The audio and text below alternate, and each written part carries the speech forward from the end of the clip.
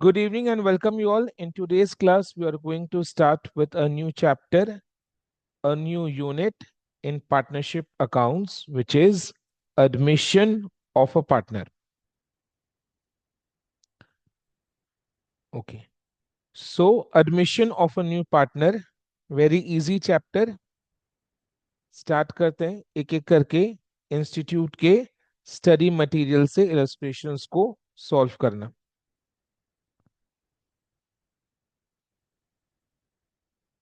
Illustration one. ठीक है. The following is the balance sheet of Ram and Mohan, who share profits in the ratio 3:2 as on 1st January 2022.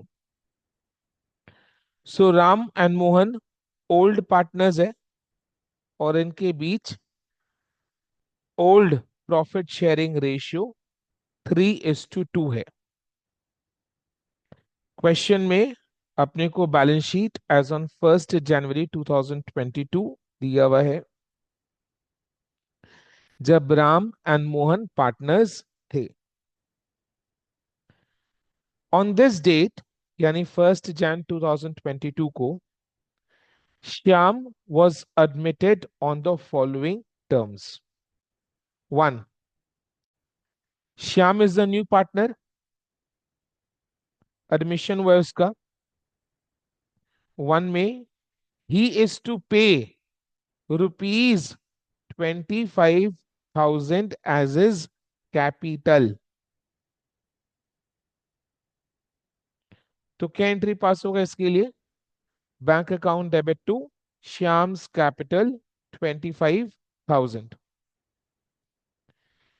And इसके साथ साथ he has also paid rupees 10,000 as a share of goodwill for 1/5 share in the profits. यानी श्याम का share in the profit is 1/5, जिसके लिए राम ने goodwill में अपना शेयर 10,000 का पे किया है. राइट. सो ये 10,000 का जो अमाउंट श्याम फर्म को देगा ये किसके अकाउंट में जाएगा? बोलो. ओल्ड पार्टनर्स कौन है? राम मोहन। राम एंड मोहन. ठीक है. ये ट्रीटमेंट ऑफ गुडविल के चैप्टर में हमने डिस्कस किया था. Old partners Ram and Mohan है.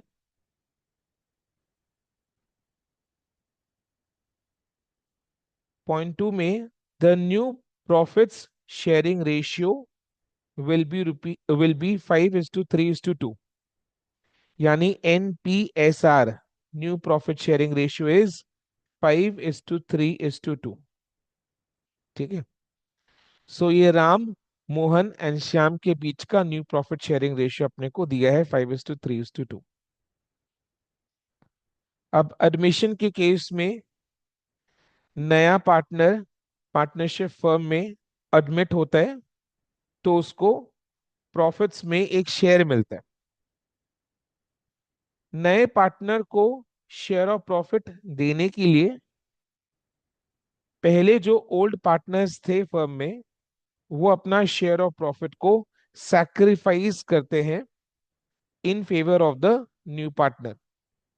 Old partners Ram and Mohan है तो उन्होंने अपना शेयर ऑफ प्रॉफिट सैक्रिफाइस किया है इन फेवर ऑफ श्याम, जिससे कि श्याम को 1/5 शेयर इन द प्रॉफिट मिल पाए.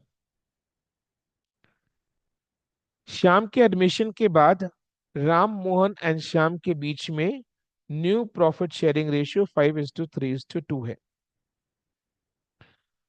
तो हम लोग अभी क्या कैलकुलेट करेंगे कि राम एंड मोहन ने कितना कितना सैक्रिफाइस किया है जिससे कि श्याम को शेयर ऑफ प्रॉफिट मिल पाए. तो सैक्रिफाइस कैसे कैलकुलेट करते हैं? सैक्रिफाइस कैलकुलेट करने का फॉर्मूला बताओ. Old old share share. Minus new share. Because admission के बाद ओल्ड पार्टनर्स का शेयर ऑफ प्रॉफिट कम हो जाता है, तो उनका new share is less. Old share was more, तो sacrifice is old share minus new share. Old share पहले ज्यादा था, अभी एडमिशन के बाद न्यू शेयर ओल्ड पार्टनर्स का कम हो गया है, तो sacrifice is old share minus new share. Ram का ओल्ड शेयर 3/5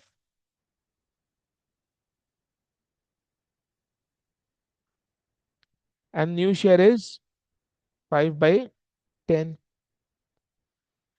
3/5 को 6/10 लिख सकते हैं, तो सैक्रिफाइस इज 1/10।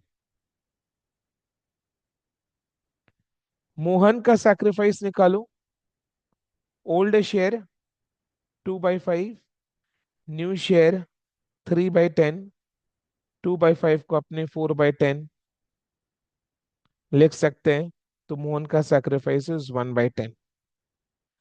सो देखो, राम का सैक्रिफाइस 1/10, मोहन का सैक्रिफाइस 1/10, दोनों का total sacrifice 1/10 plus 1/10 is equal to 2/10। तो total sacrifice by Ram and Mohan is 2/10। Shyam का शेयर देखो कितना है, 2/10। मिल गया हिसाब। सो राम एंड मोहन ने सैक्रिफाइस किया है 1/10 1/10 करके, जिसको श्याम ने गेन गेन किया है। तो श्याम मेरा गेनिंग पार्टनर है। एडमिशन के केस में new partner is gaining partner and old partners are sacrificing partners. अब क्योंकि राम एंड मोहन ने अपना शेयर ऑफ प्रॉफिट सैक्रिफाइस किया है, जिससे कि श्याम को शेयर ऑफ प्रॉफिट मिल पाए, so Ram and Mohan needs to be compensated for the sacrifice. तो श्याम करेगा उनको कॉम्पेंसेट। कैसे? गुडविल में अपना शेयर लाकर। तो श्याम गुडविल में अपना शेयर कितना ला रहा है, ₹10,000 as his share of goodwill. तो श्याम का शेयर, न्यू पार्टनर का share in the goodwill is 10,000। वो इन कैश बिजनेस में लेकर आ रहा है, ही इज टू पे so much amount as capital and ₹10,000 as a share of goodwill। तो 10,000 श्याम का शेयर ऑफ गुडविल वो बिजनेस में लेकर आता है, तो बुक्स ऑफ अकाउंट्स में बैंक अकाउंट डेबिट, एंड इसका क्रेडिट हम लोग किसको देंगे?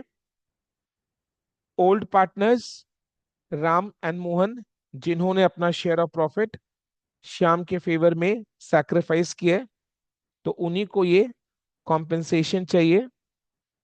तो इसका रुपया हम लोग राम एंड मोहन के कैपिटल अकाउंट में डाल देंगे, यानी कैपिटल को इंक्रीज क्रेडिट कर देंगे। किस रेशियो में जाएगा? ये कंपेंसेशन क्यों दिया जा रहा है राम एंड मोहन को? बिकॉज उन्होंने सैक्रिफाइस किया है। तो ये 10,000 इन दोनों को किस रेशियो में मिलेगा?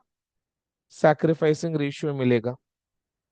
राम का सैक्रिफाइस 1/10 है, मोहन का सैक्रिफाइस 1/10 है, तो दोनों के सैक्रिफाइसेस का रेशियो इज 1:1, यानी 10,000 को इन लोग आपस में इक्वली बांट लेंगे। क्लियर है? समझ में आया? सो 10,000 जो श्याम अपना शेयर ऑफ गुडविल लेकर आता है, उसके लिए ये एंट्री पास होगा। Bank account debit to Ram's capital to Mohan's capital. Bank account debit 10,000 to Ram's capital 5,000 to Mohan's capital 5,000।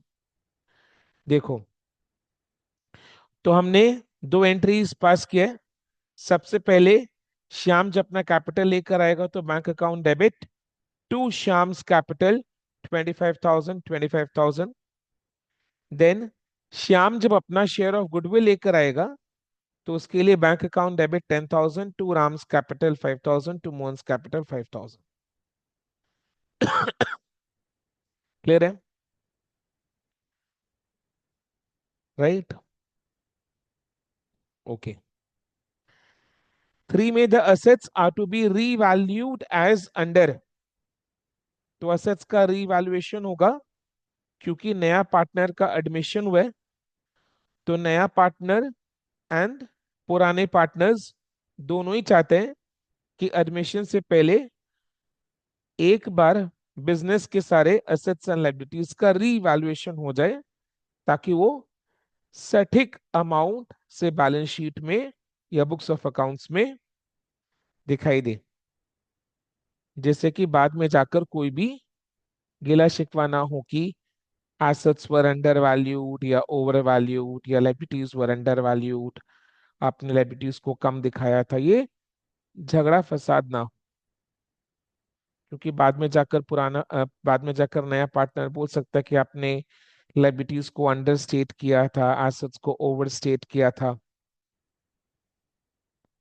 या फिर पुराना पार्टनर ऐसे बोल सकता है कि एसेट्स अंडर स्टेटेड था, अभी इसका वैल्यू बढ़ गया है, और लायबिलिटीज ओवर स्टेटेड था, उसका वैल्यू कम हो गया है।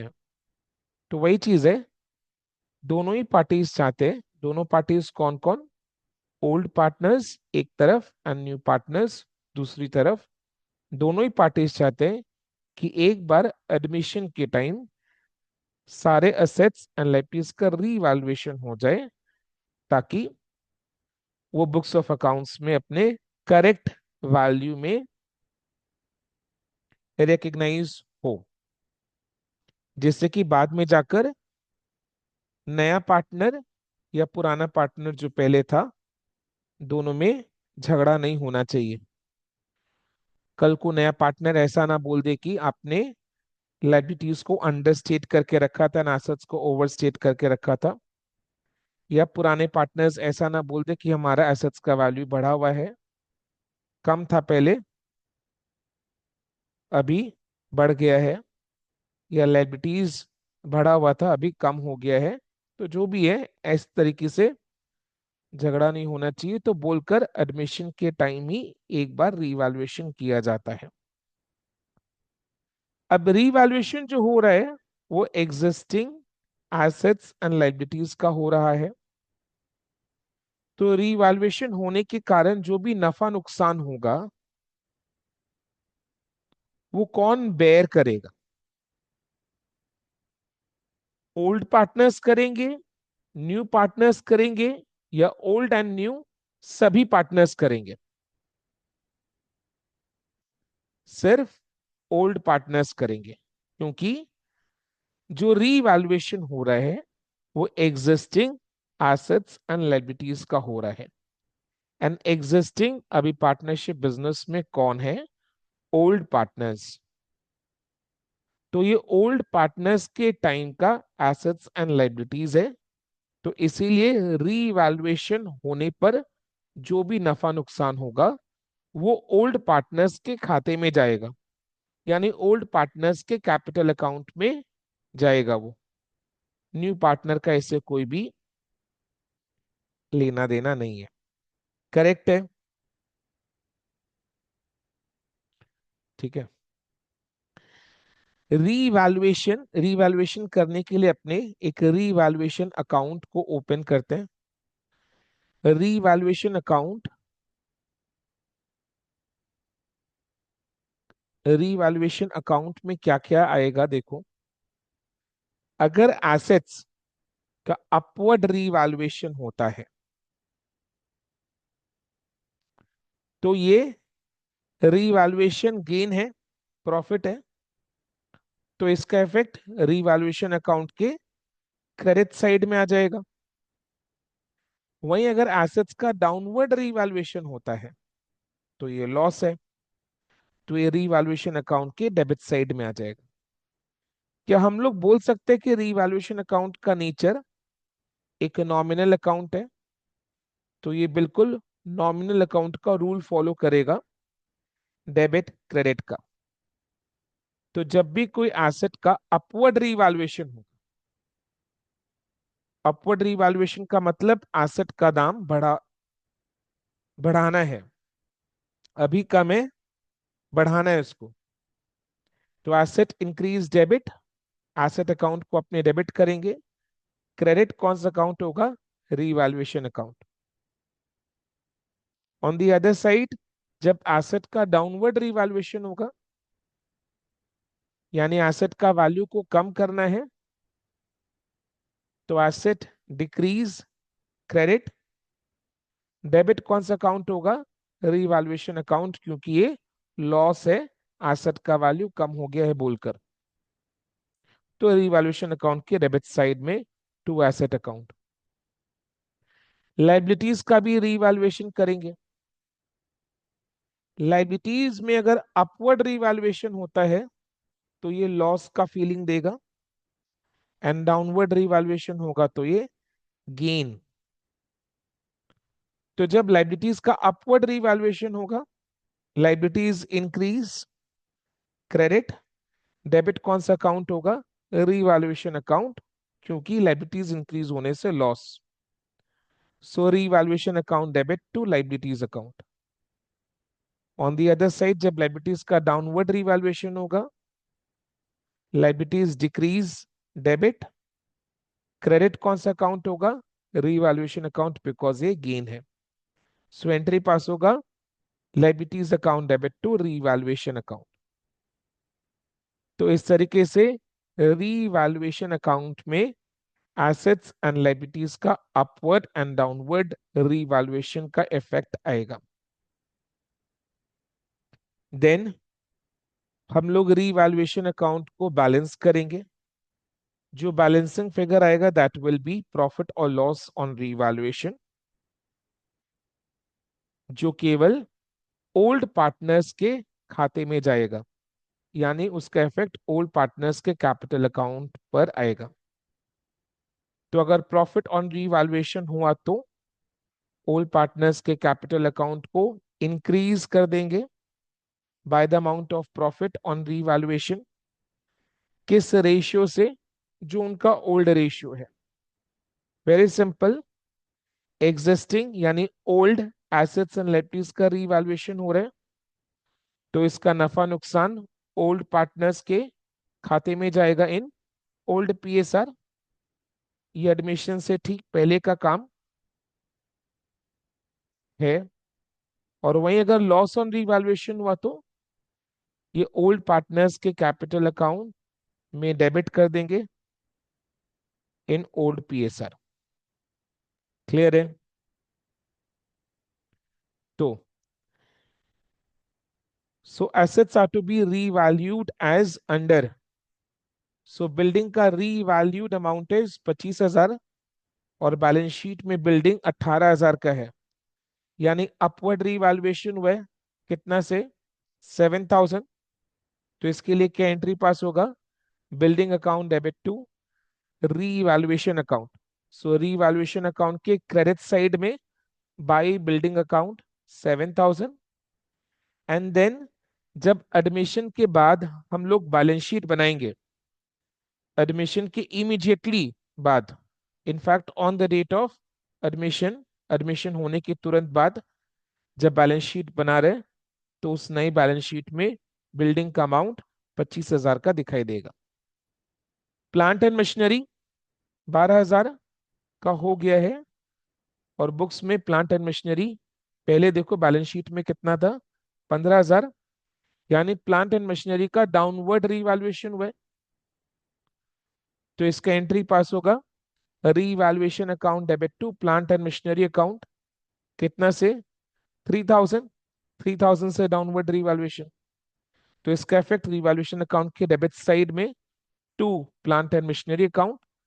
एंड देन एडमिशन के बाद जो बैलेंस शीट बनेगा उसके एसेट के साइड में प्लांट एंड मशीनरी 12,000 में दिखाई देगा। इन्वेंट्रीज 12,000 का हो गया है, और बैलेंस शीट में इन्वेंट्रीज 12,000 का ही था, यानी एज सच कोई अपवर्ड या downward there is no change in the valuation. ये क्वेश्चन ने बेसिकली एक मजाक कर दिया है। बेसिकली ये समझाना चाहता है कि एक एसेट के केस में अपवर्ड है, दूसरे एसेट के केस में डाउनवर्ड है, एंड तीसरे एसेट के केस में there is no revaluation, there is no change in the valuation. Okay. तो एक क्वेश्चन का ऑब्जेक्टिव था। सो इन्वेंट्रीज के रिस्पेक्ट में there will be no entry because ना वैल्यू इंक्रीज हुआ है ना डिक्रीज हुआ है। Trade receivables because of doubtful debts 9,500। पुराने बैलेंस शीट में ट्रेड रिसीवेबल्स 10,000 का है, अभी उसका रीवैल्यूड अमाउंट 9,500। क्यों 500 कम क्यों? Because of doubtful dates. यानी 500 का बेसिकली डाउट है, यानी 500 मेरा बैड डेट हुआ नहीं है, 500 पर डाउट है, डाउटफुल डेट्स है कि there is a possibility of bad debt loss. So when there is a possibility of any bad debt loss we create a provision. And जब भी हम प्रोविजन को क्रिएट करते हैं, provision for doubtful debts account को credit करते हैं। अब इन दिस केस डेबिट कौन सा अकाउंट को करोगे? Provision for doubtful debts account को तो क्रेडिट करना है, इसके कॉरेस्पॉन्डिंग डेबिट रीवैल्यूएशन अकाउंट होगा। So revaluation account debit to provision for doubtful debts 500। So revaluation account के डेबिट साइड में to provision for doubtful debts, and then admission के बाद जो बैलेंस शीट बनेगा उसके उसमें असेट असेट के side trade receivables inner column में 10,000 को लिखेंगे, एंड देन उसमें से less provision for doubtful debts 500 करके आउटर कॉलम में 9,500। ओके, देन 4 में क्या बोल रहे हैं? It was found that there was a liability for ₹1,500 for goods received. Goods received मतलब this is purchase of goods. फिर से पढ़ रहे एक बार। इट वॉज फाउंड दैट पता चला कि there was a liability for goods received. Goods received मतलब गुड्स रिसीव कैसे करते हैं? जब गुड्स को परचेज करते हैं। सो गुड्स परचेज किया होगा, उसके रेस्पेक्ट में एक लाइबिलिटी, यानी अभी तक सप्लायर का पेमेंट हुआ नहीं है। सो बेसिकली क्रेडिट परचेज हुआ था, गुड्स परचेज किए थे बट लाइबिलिटी आउटस्टैंडिंग यानी सप्लायर का पेमेंट नहीं हुआ था, इसका मतलब क्रेडिट परचेज हुआ था but not recorded in the books. तो हम लोग बुक्स में रिकॉर्ड कर लेंगे, यानी 1,500 क्रेडिटर्स, 1,500 का क्रेडिटर्स को मान लेंगे, यानी ट्रेड पेबल्स क्रेडिटर्स ये, उसमें 1,500 और ऐड हो जाएगा। So trade payables creditors liabilities increase credit, debit कौन सा अकाउंट होगा? Revaluation account. Revaluation account because this is an unrecorded liability. So unrecorded liability को अगर बुक्स में लाते हैं तो लाइबिलिटी इंक्रीज क्रेडिट, डेबिट कौन सा अकाउंट होगा? Revaluation account. So revaluation account के डेबिट साइड में to trade payables 1,500, and balance sheet में ट्रेड पेबल्स में 15,000 के साथ 1,500 ऐड कर देंगे तो 16,500 हो जाएगा। देन रीवैल्यूएशन अकाउंट को बैलेंस करेंगे, रीवैल्यूएशन अकाउंट को बैलेंस करके प्रॉफिट और लॉस ऑन रीवैल्यूएशन निकलेगा। इस केस में कितना आ रहा है प्रॉफिट ऑन रीवैल्यूएशन या लॉस ऑन रीवैल्यूएशन? बिल्डिंग में 7,000 का प्रॉफिट था, प्लांट में 3,000 का लॉस हुआ, इसमें 500 का एंड इसमें 1,500 का। बोलो प्रॉफिट हो रहा है कितने का? 2,000। 2,000 का प्रॉफिट ऑन रीवैल्यूएशन। सो इसको अपने old partners Ram and Mohan के कैपिटल अकाउंट में क्रेडिट कर देंगे इन ओल्ड पीएसआर 3:2। सो 2,000 को बांटो इंटू 3/5, 1,200 एंड 800। क्लियर है?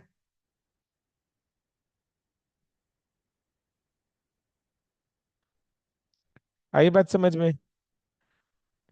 तो इसमें अपने को जर्नल एंट्रीज पास करना है, हमने डिस्कस किया, एंड बैलेंस शीट भी देना है। तो बैलेंस शीट का भी इफेक्ट हमने डिस्कस कर लिया। क्लियर? सो देखो एंट्रीज।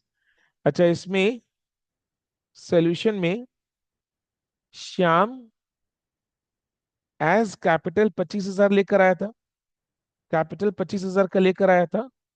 तो अपन इसमें bank account debit to Shyam's capital 25,000 ही करेंगे। इन लोग गुडविल का अमाउंट भी इसमें जोड़ दिया है एंड देन गुडविल के लिए कैपिटल एडजस्टमेंट का एंट्री पास कर दिया है। तो वैसे भी कर सकते हैं जैसा सोल्यूशन में दिया हुआ है, अदरवाइज जैसा मैंने आपको बताया वैसा भी कर सकते हैं। सो कैपिटल के लिए bank account debit to Shyam's capital and goodwill के लिए bank account debit to Ram's capital to Mohan's capital.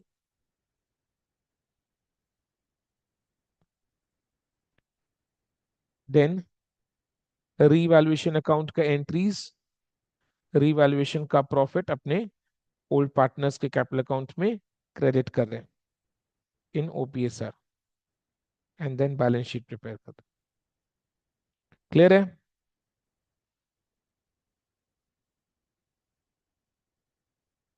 Yes no फटाफट। Yes sir. नमन को क्लियर है? Sania? Yes. Yes sir. Naman, profit on revaluation कितने अमाउंट का था? सर 2000। ये राम एंड मोहन को कितना कितना गया?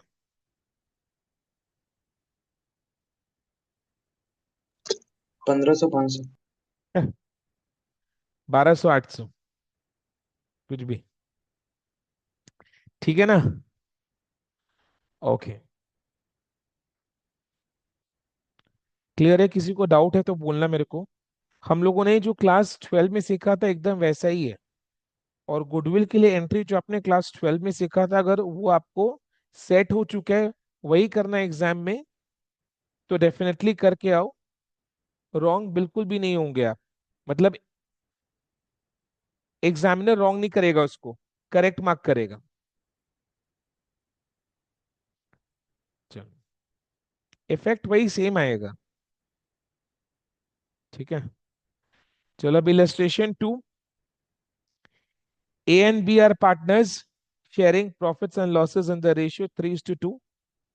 So A and B old partners है और इनके बीच old PSR 3:2 है। Their balance sheet as on 31st March 2022 is given below. So balance sheet में ये सारे items of liabilities and assets दिए हुए हैं। On 1/4/2022, they admit C on the following terms। ठीक है, डिस्कस कर एक एक करके। C will bring rupees 50,000 as a capital। तो इसके लिए entry will be bank account debit to C's capital 50,000 and so C will bring this much amount as capital and will bring 10,000 for goodwill for 1/5 share। यानी C का share of profit in the business is 1/5, जिसके लिए C अपना share of goodwill कितना लेकर आ रहा है? 10,000। So 10,000 is C's the share of goodwill for 1/5 share in the profits। Clear? So इसके लिए एंट्री क्या पास होगा बताओ? बैंक अकाउंट डेबिट 10,000, क्रेडिट कौन सा अकाउंट करोगे? To A's capital account to B's capital account. In what ratio? Sacrificing ratio. अब sacrificing ratio निकालने के लिए हम सैक्रिफाइस कैलकुलेट करते हैं। सैक्रिफाइस हम कैसे निकालते हैं? Old share minus new share करके। अब इस क्वेश्चन में देखो, सुनना मेरे बात अच्छी से, ये क्वेश्चन बहुत इंपॉर्टेंट है। अब इस क्वेश्चन में देखो, कहीं पर भी न्यू शेयर नहीं दिया हुआ है। पूरे क्वेश्चन में कहीं पर भी न्यू शेयर नहीं, सिर्फ नया पार्टनर का शेयर ऑफ प्रॉफिट यानी सी का share of profit and old partners का ओपीएसआर। तो ध्यान से सुनना मेरा बात। when when in the question NPSR is not given, when in the question NPSR is not given, neither any information to calculate NPSR is given, यानी question में ना तो एनपीएसआर दिया हुआ है ना एनपीएसआर निकालने के लिए कोई स्पेसिफिक इंफॉर्मेशन दिया हुआ है, यानी पूरे क्वेश्चन में एनपीएसआर का कोई चर्चा नहीं है। देन इन दैट केस एक फंडा याद रखना कि ओल्ड पार्टनर्स के बीच में जो ओपीएसआर था, ए और बी ओल्ड पार्टनर्स है, इनके बीच ओपीएसआर 3:2 है। तो ओल्ड पार्टनर्स के बीच जो ओपीएसआर था वही इनका सैक्रिफाइसिंग रेशियो है, वही इनका सैक्रिफाइसिंग रेशियो है। देखो क्वेश्चन में ओल्ड पार्टनर्स का ओपीएसआर तो दिया हुआ होगा ही बाय डिफॉल्ट, एंड नया पार्टनर जो एडमिट हो रहा है उसका share of profit, new partners है शेयर ऑफ प्रॉफिट, ये तो इंफॉर्मेशन तो होगा ही क्वेश्चन में, यानी ओल्ड पार्टनर्स का ओपीएसआर एंड न्यू पार्टनर का शेयर ऑफ प्रॉफिट, ये दो तो होगा ही क्वेश्चन में। बट अगर क्वेश्चन में एनपीएसआर नहीं बताया है, ना ही एनपीएसआर को निकालने निकालने के लिए कोई स्पेसिफिक इंफॉर्मेशन दिया हुआ है, एनपीएसआर का कोई चर्चा क्वेश्चन में नहीं है, then in that case old partners का जो ओल्ड रेशियो था OPSR is the sacrificing ratio. इसको आप मैथमेटिकली कैलकुलेट करके भी चेक कर सकते हैं। मैं आपको थोड़ा हिंट दे देता हूं। देखो नया पार्टनर सी का शेयर कितना है 1/5, तो सी को अगर 1/5 मिल रहा है तो बाकी कितना बचा प्रॉफिट में 4/5, ये किसको मिलेगा ए और बी को। तो रिमेनिंग जो 4/5 है वो ए और बी शेयर करेंगे। एज सच इनके बीच एनपीएसआर नहीं दिया हुआ है, तो ये 4/5 आपस में कैसे शेयर करेंगे, जो इनके बीच पहले ओपीएसआर था उस रेशियो में, यानी ये 4/5 ए और बी कैसे शेयर करेंगे 3:2 के रेशियो में, यानी 4/5 का 3/5 ए एंड 4/5 का 2/5 बी का न्यू शेयर ऑफ प्रॉफिट है। समझ में आया। सो नया पार्टनर सी का शेयर ऑफ प्रॉफिट 1/5 दिया हुआ है, तो सी को अगर 1/5 मिल रहा है तो बाकी बचा 4/5 ए और बी शेयर करेंगे। किस रेशियो में दिया हुआ नहीं है, तो क्या लेंगे ओल्ड पीएसआर, तो 4/5 ए और बी आपस में ओपीएसआर में शेयर करेंगे 3:2 के रेशियो में, तो 4/5 will be shared by A and B in their OPSR 3:2, so 4/5 का 3/5 ए एंड 4/5 का 2/5 बी का एनपीएसआर है।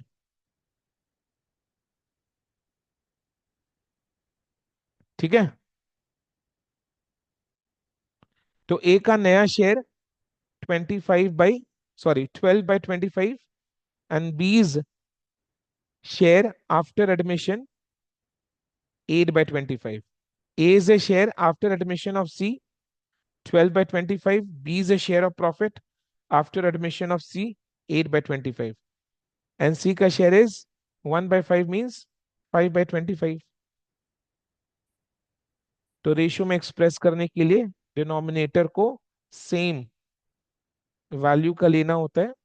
तो A/B, डिनोमिनेटर सेम रखेंगे ना रेशियो में एक्सप्रेस करने के लिए। सो A/B/C का NPSR इज 12:8:5। तो ये NPSR है, निकाला हमने। OPSR क्या था A और B के बीच में? 3:2। अभी आप खुद से सैक्रिफाइस निकाल लो। कैसे? Old share minus new share करके। अब ए का old share 3/5, new share 12/25। Old share 3/5, 3/5 can be written as 15/25। ऊपर नीचे 5 से मल्टीप्लाई कर दिए तो सैक्रिफाइस 3/25। बी का सैक्रिफाइस निकालो, 2/5 minus 8/25। 2/5 can be written as, tell me, 10/25। कितना आ रहा है देखो, 2/25। यानी ए का सैक्रिफाइस 3/25, बी का सैक्रिफाइस 2/25, दोनों का total sacrifice 3/25 plus 2/25 is equal to 5/25। वही सी का शेयर ऑफ प्रॉफिट है। Total sacrifice is equal to gain by the new partner, share of profit of the new partner. अब देखो, ए का सैक्रिफाइस 3/25, बी का सैक्रिफाइस 2/25। तो दोनों के सैक्रिफाइसेस का रेशियो इज 3:2। 3:2 क्या था? इनके बीच का ओल्ड शेयर। अभी मैथमेटिकली अपने इस चीज को समझ लिए, तो अब एग्जाम में इसका एप्लीकेशन करना है। कैलकुलेशन नहीं, एप्लीकेशन करना है, राइट? करेक्ट। यानी जब क्वेश्चन में एनपीएसआर या एनपीएसआर को कैलकुलेट करने के लिए कोई स्पेसिफिक इंफॉर्मेशन नहीं है, then in that case old partners का ओपीएसआर ही उनका सैक्रिफाइसिंग रेशियो है। तो ये 10,000 का गुडविल जो सी लेकर आएगा, वो ए एंड बी को 3:2 के रेशियो में क्रेडिट हो जाएगा। यानी एंट्री पास होगा, bank account debit 10,000 to A's capital 6,000 to B's capital 4,000। Correct? Clear है? नेक्स्ट 2, 3, 4 रीवैल्यूएशन का है। अभी ध्यान से सुनना, हाँ, पूरा कंप्लीट करने देना एंड अच्छी से सुनना और समझना, जहां डाउट है वहां पूछना। जैसे provision for doubtful dates is to be made on trade receivables at the rate of 2%। Trade receivables balance sheet में 25,000 का है। 25,000 का 2% इज हाउ मच? 500। यानी 500 रुपया का provision for doubtful dates create करना है। तो जब अपने प्रोविजन को क्रिएट करते तो प्रोविजन अकाउंट क्रेडिट, डेबिट कौन सा अकाउंट होगा? Revaluation account. तो रीवैल्यूएशन अकाउंट के डेबिट साइड में to provision for doubtful debts. तो देखो, रीवैल्यूएशन अकाउंट के डेबिट साइड में to provision for bad debts या to provision for doubtful debts 500। Inventory to be written down, written down मतलब inventory का value को कम बाय 10%। इन्वेंट्री कितने का है? 30,000 का 10%, 3,000 से इन्वेंट्री उसको decrease. Inventory asset decrease credit, यानी इन्वेंट्री अकाउंट क्रेडिट होगा 3,000 से। डेबिट कौन सा अकाउंट होगा? Revaluation account. तो रीवैल्यूएशन अकाउंट के डेबिट साइड में 3,000। Okay, so entry is revaluation account debit to inventory account 3,000। freehold premises is to be revalued at rupees 2,40,000. Balance sheet में देखो फ्री होल्ड प्रोमाइसेस 2 लाख का है एंड इसका रीवैल्यूड अमाउंट इज 2,40,000, यानी 40,000 increase upward revaluation, asset increase debit, freehold premises account debit to revaluation account. So revaluation account की credit side में by freehold प्रोमाइसेस.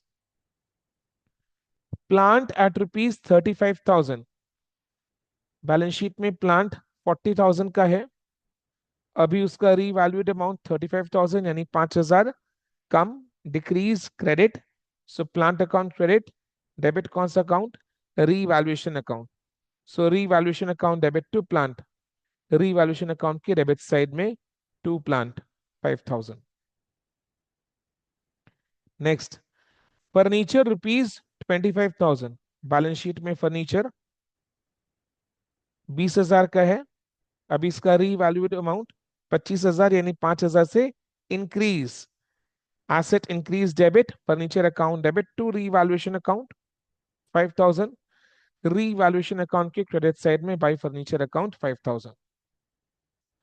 Then office equipment rupees 27,500,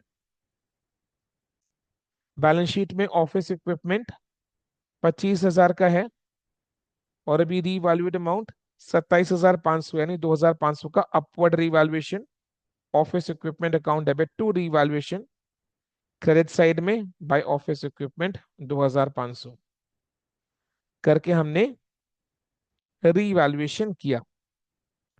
अभी revaluation account को balance करेंगे. कैसे? Credit side का total किया, debit side का total किया, क्रेडिट साइड का टोटल में रीवैल्यूएशन गेन प्रॉफिट आता है, डेबिट साइड में revaluation loss. So credit side का total is more than debit side का total, so there is revaluation profit. So there is a profit on revaluation. कितने का, कितने का आ रहा है रीवैल्यूएशन प्रॉफिट? 39,000. कितना का आ रहा है, सॉरी, 39,000 का रीवैल्यूएशन प्रॉफिट आ रहा है. ये रीवैल्यूएशन प्रॉफिट किसके खाते में जाना चाहिए? ए और existing, existing assets and liabilities का रीवैल्यूएशन हो रहा है, तो ये एग्जिस्टिंग जो ओल्ड पार्टनर्स है उनके खाते में जाना चाहिए इन ओल्ड पीएसआर. तो ओल्ड पार्टनर्स मेरे ए एंड बी है, तो उनके कैपिटल अकाउंट में प्रॉफिट है, तो कैपिटल अकाउंट में क्रेडिट हो जाएगा इन ओपीएसआर विच इज 3:2. तो ये ए और बी के कैपिटल अकाउंट में क्रेडिट कर दिया. सो एंट्रीज के लिए क्या पास हुआ, कैपिटल अकाउंट को क्रेडिट किया. तो ए के हिस्से में 23,400 एंड बी के हिस्से में 15,600 आया. करेक्ट. अभी रीवैल्यूएशन करने से एसेट्स एंड लायबिलिटीज का वैल्यू डेफिनेटली, रीवैल्यूएशन का मतलब ही चेंज है, change in the value of assets and liabilities. तो रीवैल्यूएशन करने से इमीडिएटली एडमिशन के बाद जो बैलेंस शीट हम लोग प्रिपेयर करेंगे उसमें एसेट्स एंड लायबिलिटीज जिनका रीवैल्यूएशन हुआ है उनका अमाउंट चेंज होकर आएगा. रीवैल्यूड अमाउंट पर वो बुक्स में दिखाई देंगे, बैलेंस शीट में दिखाई देंगे इमीडिएटली आफ्टर एडमिशन. जो अपने बैलेंस शीट बनाएंगे, इमीडिएटली आफ्टर एडमिशन जो बैलेंस शीट अपने बनाएंगे उसमें एसेट्स एंड लायबिलिटीज का रीवैल्यूड अमाउंट दिखेगा. अब 5 में देखो एक खास इंफॉर्मेशन दिया है. क्या दिया हुआ है? Partners agreed that the values of the assets and the liabilities remain the same. Partners agreed. And मेरे को ये बताओ, ये जो अग्रीमेंट हुआ है, ये जो आपसी सहमति हुआ है, इधर में पार्टनर्स का मतलब क्या है? सिर्फ ए एंड बी या A B and C? Partners agreed that the values of the assets and the liabilities remains the same and as such there should not be any change. ये चेंज की बातें कब हो रही थी? एडमिशन के time. But अभी क्या डिसाइड हुआ?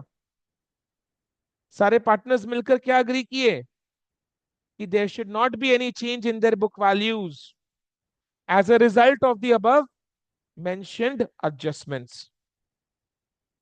यानी इसके कारण टू टू फोर के कारण, ये 2, 3, 4 के कारण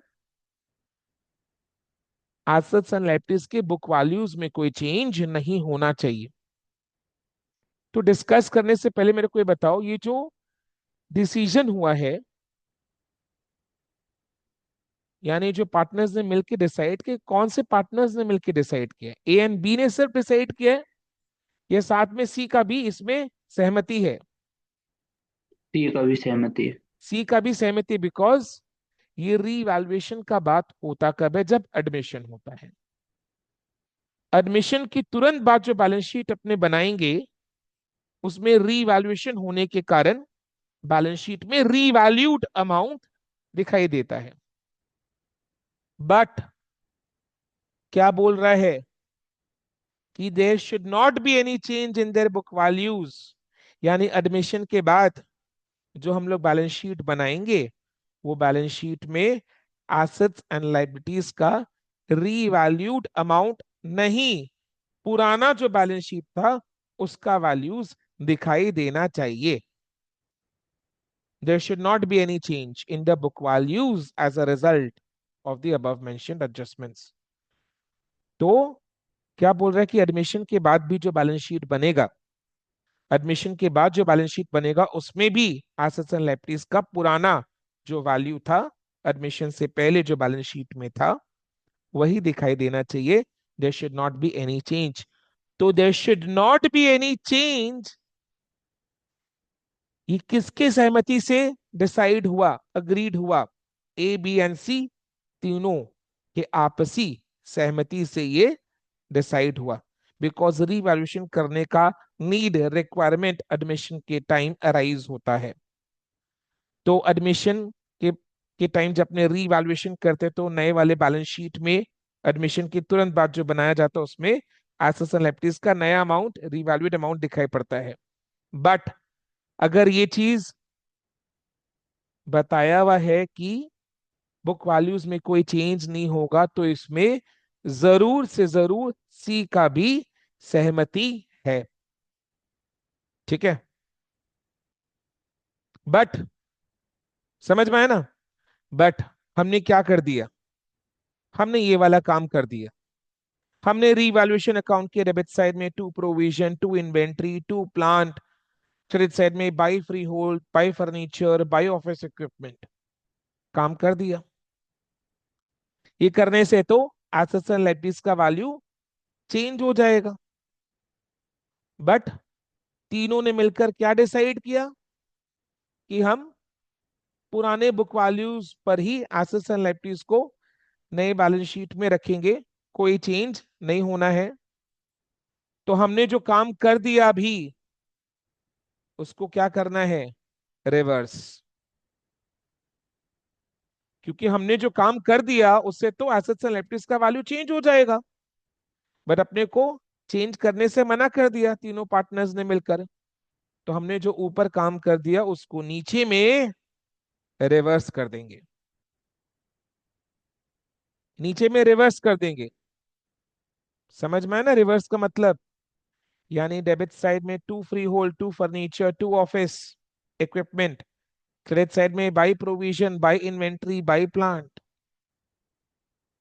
सर इससे तो क्या होगा कि पहले जो मेरा प्रॉफिट ऑन रीवैल्यूएशन आया था उसी का अमाउंट अब बाई साइड में आएगा, तो वो लॉस ऑन रीवैल्यूएशन जैसा दिखाई देगा। यस और नो? है कि नहीं? रिवर्स करेंगे तो पहले जो प्रॉफिट ऑन रीवैल्यूएशन था अभी वो लॉस ऑन रीवैल्यूएशन नजर आएगा। हाँ या ना में जवाब दो। यस अब सर। ये लॉस ऑन रीवैल्यूएशन किसके खाते में जाना चाहिए? ये रिवर्स करने का हरकत हमने क्यों किया? बिकॉज पार्टनर्स ने डिसाइड किया, पार्टनर्स में कौन कौन? ए बी एंड सी। तो ये जो लॉस ऑन रीवैल्यूएशन अभी निकला है, ये किसके खाते में जाना चाहिए? ए बी एंड सी तीनों के खाते में जाना चाहिए। सर क्यों? सबका आंसर मिलेगा, डू नॉट वरी, आप मेरे से क्लासेस ले रहे हो, ठीक है? क्लियर है? सो ये तीनों पार्टनर्स ने मिलकर डिसाइड किया था कि एडमिशन के बाद भी बैलेंस शीट में बुक वैल्यूज में कोई चेंज नहीं आना चाहिए। तो बोलकर हमने रिवर्स कर दिया, एंड रिवर्स करने के कारण लॉस ऑन रीवैल्यूएशन आया। तो ये लॉस ऑन रीवैल्यूएशन का इफेक्ट ए बी एंड सी तीनों पार्टनर्स के खाते में जाना चाहिए, बिकॉज तीनों के डिसीजन से ये काम हुआ है। क्लियर है? तो अपने को तीनों के बीच जो शेयर ऑफ प्रॉफिट है वो मेरा एनपीएसआर ही है ना। तीनों के बीच जो मेरा शेयर ऑफ प्रॉफिट है वो मेरा एनपीएसआर है। एनपीएसआर कितना निकाला था हमने वैसे? ये रहा, 12:8:5। तो इसको एनपीएसआर 12:8:5 के रेशियो में कर देंगे। समझ में आया? तो इससे देखो, आपने इधर में बाई फ्री होल्ड प्रमाइसेस करके फ्री होल्ड प्रमाइसेस को इंक्रीज किया था। इसी के नीचे आपने टू फ्री होल्ड प्रमाइसेस करके फिर से फ्री होल्ड प्रमाइसेस को 40,000 सेम अमाउंट से डिक्रीज कर दिया। तो फ्री होल्ड प्रमाइसेस के वैल्यू में कोई चेंज नहीं होगा। तो देखो बैलेंस शीट में फ्री होल्ड प्रमाइसेस पहले 2 लाख का था, एडमिशन के बाद भी जो बैलेंस शीट बनाएंगे उसमें भी फ्री होल्ड प्रमाइसेस 2 लाख का ही दिखाई देगा। इनफैक्ट देखो, सारे एसेट्स एंड लायबिलिटीज पुराने अमाउंट पर ही दिखाई देंगे। Plant, furniture, office equipment, inventories, trade receivables, trade payables, सब देखो, सब के सब। देखो बैंक का तो रिवैल्यूएशन पॉसिबिलिटी नहीं है ना, है ना? एब्सर्ड है बिल्कुल।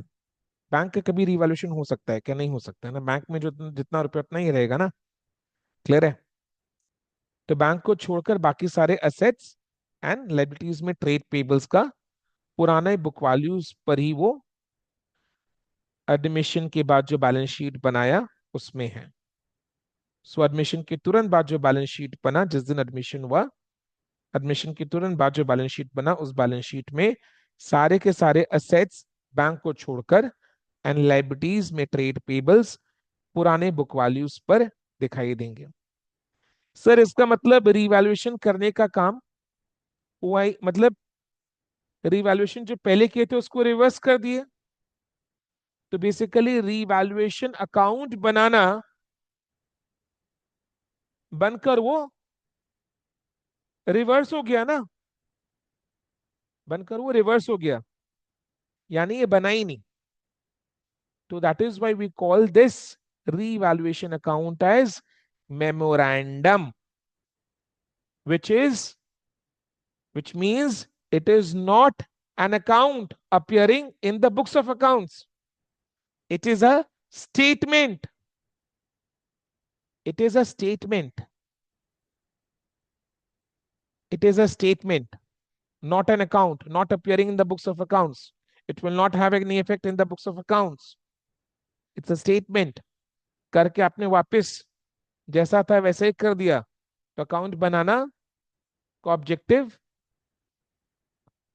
नील। तो it's a statement, not any account in the books of accounts. So इसको अपने सिर्फ मेमोरेंडम रिवैल्यूएशन भी बोल सकते हैं। अकाउंट वर्ड आप चाहे तो नहीं भी लगा सकते। क्लियर? तो ये कब बनेगा? ये तभी बनेगा जब क्वेश्चन में इस तरीके से स्पष्ट भाषा में स्पेसिफिकली अलग से मेंशन किया हुआ है कि सारे पार्टनर्स ने मिलकर डिसाइड किया कि उन लोग अपने एसेट्स एंड लायबिलिटीज के वैल्यूज को सेम रखेंगे, चेंज नहीं करेंगे। देन ओनली हमें मेमोरेंडम रीवैल्यूएशन बनाना होगा। अदरवाइज अगर इस तरीके से कोई इंस्ट्रक्शन नहीं है क्वेश्चन में, अदरवाइज अगर इस तरह से कोई इंस्ट्रक्शन नहीं है क्वेश्चन में, तो अपने नॉर्मल जो रीवैल्यूएशन अकाउंट बनाते हैं वही बनाएंगे। क्लियर? समझ में आया?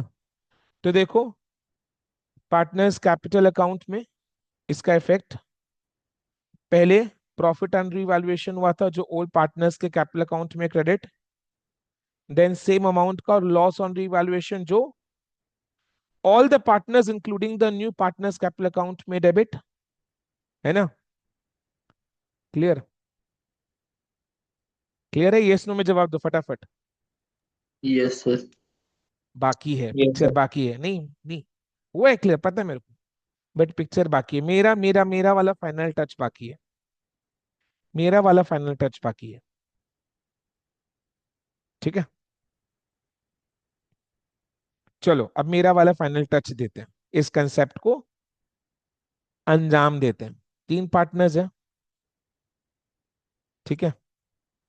पहले क्या हुआ था, प्रॉफिट ऑन रीवैल्यूएशन, यानी नॉर्मल तरीके से जैसा रीवैल्यूएशन बनाते हैं वैसे ही बनाए थे, तो ओल्ड पार्टनर्स के बीच में प्रॉफिट ऑन रीवैल्यूएशन ओपीएसआर में बांट दिया था। कितना कितना पाती आया था, 23,400 एंड 15,400, 15,600। ये कैपिटल अकाउंट में ऐड हुआ था, क्योंकि प्रॉफिट है तो मैं प्लस का साइन बैठा रहा हूं। हम लोग बेसिकली इसका कैपिटल अकाउंट में इफेक्ट को देख रहे हैं, कैपिटल अकाउंट में इसका इफेक्ट को स्टडी कर रहे हैं, बिकॉज एज सच ये है मेमोरेंडम, तो ये एक स्टेटमेंट है, बुक्स ऑफ अकाउंट्स में आने वाला कोई लेजर अकाउंट नहीं है, ये सिर्फ एक स्टेटमेंट है। तो अल्टीमेटली इसका इफेक्ट सिर्फ कैपिटल अकाउंट में दिखाई दिया, तो कैपिटल अकाउंट में जो इसका इफेक्ट आया उसको स्टडी कर रहे हैं, एनालाइज कर रहे हैं।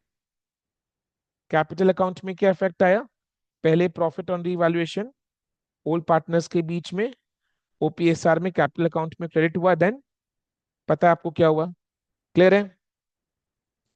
नेक्स्ट, अब क्योंकि क्वेश्चन में बोला था कि अपने को ओल्ड बुक वैल्यूज में ही रखना है, तो हमने रीवैल्यूएशन को रिवर्स कर दिया, तो जितना का प्रॉफिट हुआ था उतना का लॉस ऑन रीवैल्यूएशन हुआ, और ये डिसाइड ए बी एंड सी सब मिलकर किए थे, तो लॉस का इफेक्ट तीनों पार्टनर्स के कैपिटल अकाउंट में गया।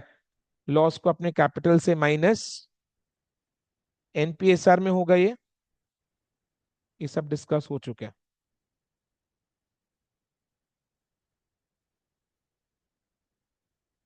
हम लोग क्या करें, कैपिटल अकाउंट में ये जो मेमोरेंडम रिवैल्यूएशन अपने बनाए स्टेटमेंट, इसका effect memorandum revaluation account, memorandum revaluation जो बनाए इसका इफेक्ट जो कैपिटल अकाउंट में पड़ा उसको डिस्कस करें, कैपिटल अकाउंट में जो पड़ा इफेक्ट उसको डिस्कस कर रहे हैं। तो ए का कैपिटल बोलो अल्टीमेटली क्रेडिट हुआ या डेबिट हुआ, फटाफट बता दो। सानिया बोलो, ए का कैपिटल अल्टीमेटली मेरा क्रेडिट हुआ। क्रेडिट हुआ, 4680 से क्रेडिट। गुड्डू, बी का कैपिटल अकाउंट क्रेडिट क्रेडिट कितना हुआ से? 3,000 120 120। एंड सी का कैपिटल अकाउंट 7,800 डेबिट। से डेबिट हुआ। सर ने एकदम स्टार्टिंग में पढ़ाया था, for every debit there is a equal and corresponding credit. So credit का टोटल डेबिट का टोटल मैच हो रहा है, एक बार चेक कर लो। 4680 प्लस 3120, मेरा टोटल क्रेडिट 7,800 एंड डेबिट भी 7,800। तो ये जो मेमोरेंडम रीवैल्यूएशन हमने बनाया इसका इफेक्ट कैपिटल अकाउंट में कैसे आया, ए का कैपिटल अकाउंट क्रेडिट हुआ 4680 से, बी का कैपिटल अकाउंट क्रेडिट हुआ 3120 से, एंड सी का कैपिटल अकाउंट डेबिट हुआ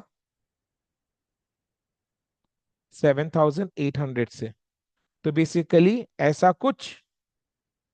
ऐसा ही इफेक्ट आया कैपिटल अकाउंट में, ये सोनो। यस। सो मेमोरेंडम रीवैल्यूएशन के पीछे का बैकड्रॉप का एंट्री बैकड्रॉप का entry is new partners capital account debit to old partners capital account. अब ध्यान से मेरे को बताओ, ये जो रीवैल्यूएशन प्रॉफिट इधर हुआ था वो कितने का हुआ था टोटल में? 29,000? नहीं, 39,000 हुआ था ना? 39। 39,000 हुआ था। अब ध्यान से, ठीक है, एक चीज बता रहा हूं, ध्यान से सुनना। अभी एकदम क्लाइमेक्स चल रहा है, ध्यान हट गया तो गए काम से, मजा किरकिरा हो जाएगा। 39,000, इधर में प्रॉफिट ऑन रिवैल्यूएशन 39,000, तो ऑब्वियस बात है इधर में लॉस का टोटल भी 39,000 ही होगा। अब इस 39,000 में, इस 39,000 में नया पार्टनर सी का शेयर निकालो। सी का शेयर ऑफ प्रॉफिट कितना है? 1/5। 39,000 में सी का शेयर, 39,000 इंटू 1/5 करो, कितना आ रहा है? 7,800। कुछ कुछ समझ में आया? अब ये सी का शेयर है नया पार्टनर का। अब इस 7,800 को ए और बी जो पुराने पार्टनर्स है उनके बीच में बांट दो। सी का शेयर इन दोनों ने ही सैक्रिफाइस किया है, तो 7,800 को इन दोनों के बीच में बांटो इन सैक्रिफाइसिंग रेशियो। कितना है? 3:2। तो ए के पाती बताओ, 7,800 का 2/5 कितना आ रहा है? 3120। Sorry, 3/5, my mistake. ए के पाती 7,800 का 3/5, 3120। 4680। अरे क्या गलती हो रहा है? नहीं सर, 3/5 होगा, ए का होगा 4680, चलो टू का मेरा होगा थ्री मिस्टेक हो गया। वन टू सो सैक्रिफाइसिंग रेशियो 3:2 है, तो ए के पाती 7,800 का 3/5 करो, बता बेटा। 4680। 4680। एंड बी के पाती 7,800 थ्री का वन टू जीरो 3120। देखो, देखो,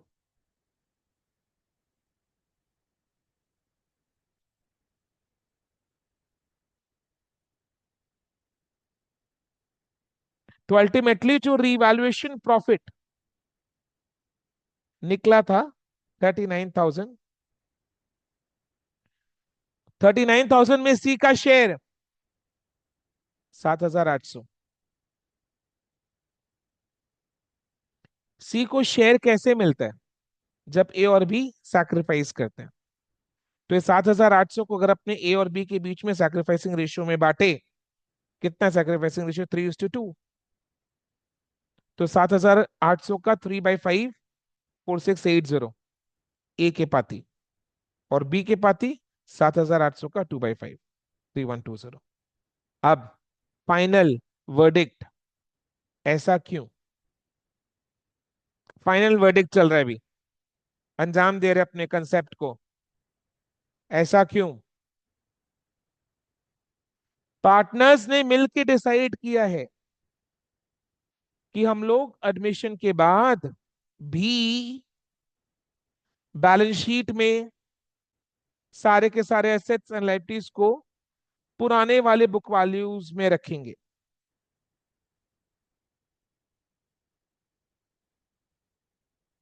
रीवैल्यूएशन होता क्यों है? ताकि बाद में जाकर ओल्ड पार्टनर्स और न्यू पार्टनर्स के बीच में झगड़ा ना हो। क्या चीज को लेकर? नया पार्टनर कल को ये ना बोल दे कि तुम्हारा एसेट्स अंडर वैल्यूड था, लायबिलिटीज ओवर वैल्यूड था, एंड पुराने पार्टनर्स ऑपोजिट ना बोल दे कि हमारा एसेट्स तो अंडर वैल्यूड था, लायबिलिटीज ओवर वैल्यूड था। तो ये झगड़ा को खत्म करने के लिए रीवैल्यूएशन किया जाता है। अभी इस सम में, इस पार्टनरशिप में तीनों पार्टनर्स ने क्या डिसाइड किया? कि हम एडमिशन के बाद भी नए बैलेंस शीट में एसेट्स एंड लायबिलिटीज को ओल्ड बुक वैल्यूज में रखेंगे। तो ये डिसीजन से ये डिसीजन से किसको नुकसान होने का चांस है? पुराने पार्टनर्स को। क्योंकि अगर नए वाले अगर नए वाले बैलेंस शीट में एसेट्स एंड लायबिलिटीज को ओल्ड बुक वैल्यूज में रखे, तो इमीडिएटली नेक्स्ट डे अगर बिजनेस को बेचते हैं तो 39,000 का प्रॉफिट हो जाएगा, जो कि ए बी सी तीनों के बीच में बट जाएगा। ए को अनजस्टिफाइड एक गेन हो जाएगा, जिसका नुकसान कौन भुगतेंगे? ए एंड बी। आई बात समझ में? तीनों पार्टनर्स ने डिसाइड किया कि नए वाले बैलेंस शीट में एसेट्स एंड लायबिलिटीज को ओल्ड बुक वैल्यूज में रखेंगे। तो कल को अगर एडमिशन के तुरंत बाद बिजनेस को बेचने जाते हैं तो 39,000 का प्रॉफिट कुछ दिखाई पड़ रहा है। अब एडमिशन के बाद बिजनेस को बेचेंगे तो 39,000 के प्रॉफिट में सी का भी शेयर हो जाएगा। 39,000 में सी का शेयर इज 7,800। जबकि ये वो एसेट्स एंड लायबिलिटीज है जो ए एंड बी के टाइम से हैं। तो इसमें जो फायदा होना है वो ए और बी को जाना चाहिए, ना कि सी को।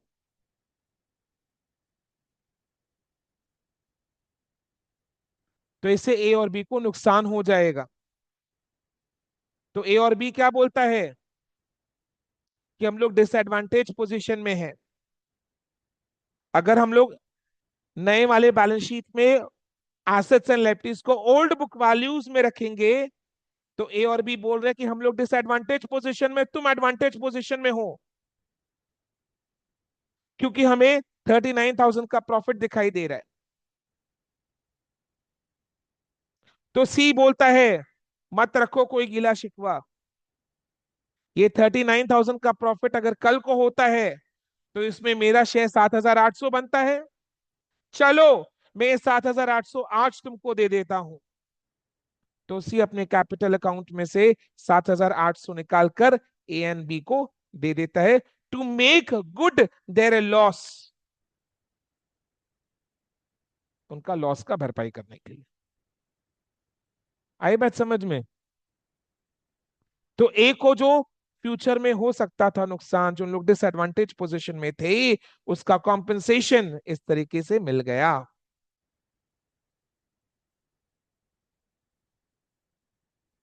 क्लियर है?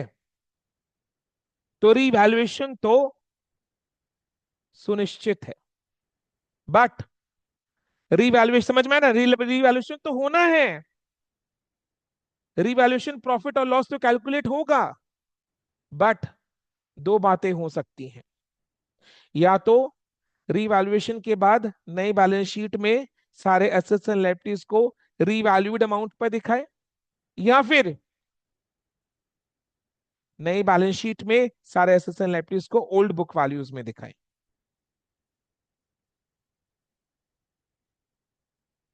तो रिवैल्यूएशन प्रॉफिट और लॉस तो कैलकुलेट होगा, बट रिवैल्यूएशन प्रॉफिट और लॉस कैलकुलेट करने के बाद ये पार्टनर्स डिसाइड करेंगे, इंक्लूडिंग द न्यू पार्टनर, कि लोग एडमिशन के बाद जो बैलेंस शीट बनेगा उसमें एसेट्स एंड लायबिलिटीज को रीवैल्यूड अमाउंट में दिखाएंगे या ओल्ड बुक वैल्यूज में दिखाएंगे। और अगर ओल्ड बुक वैल्यूज में दिखाते हैं, प्रॉफिट ऑन रीवैल्यूएशन निकला, तो ओल्ड पार्टनर्स डिसएडवांटेज पोजीशन में, न्यू पार्टनर एडवांटेज पोजीशन में।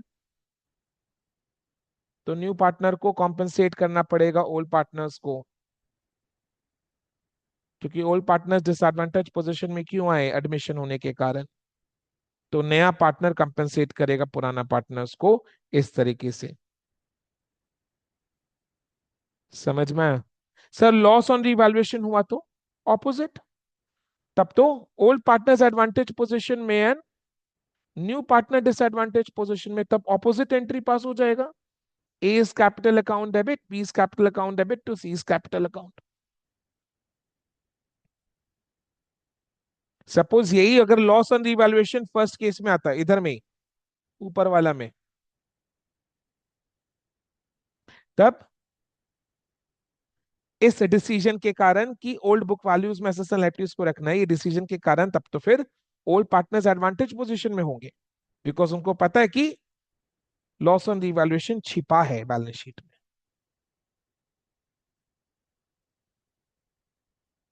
और नया पार्टनर डिसएडवांटेज पोजीशन में।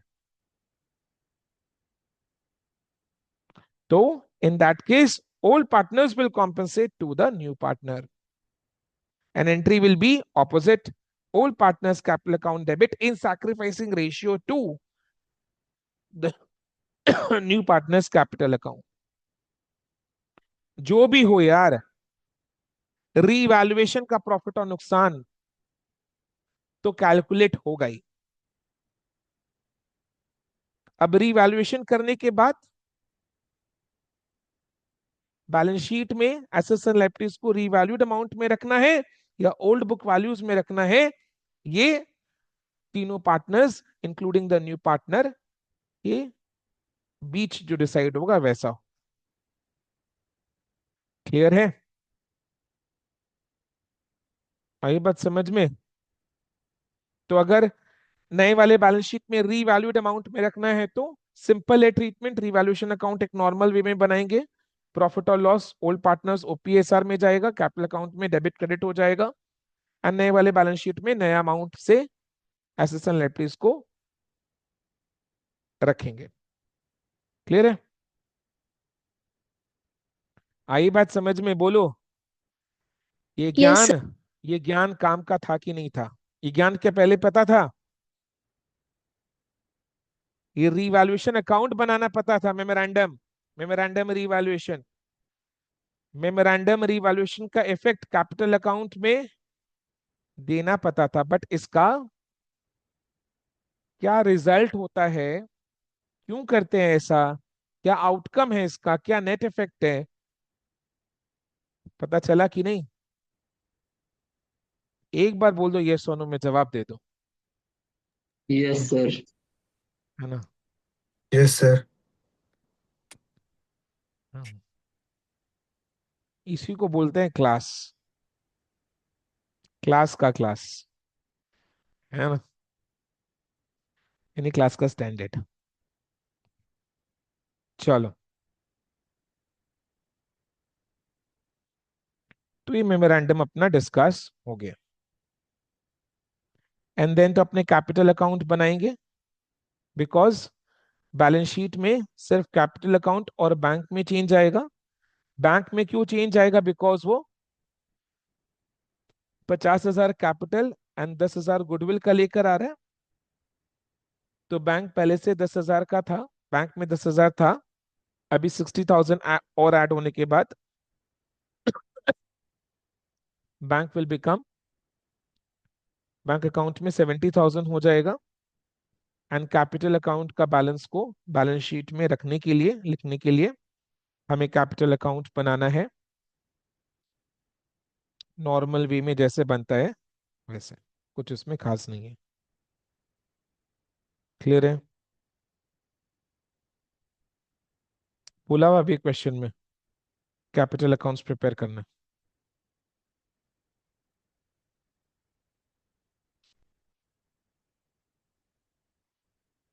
एज अ चार्टेड अकाउंटेंट अपने को हर एक अकाउंटिंग ट्रीटमेंट का justification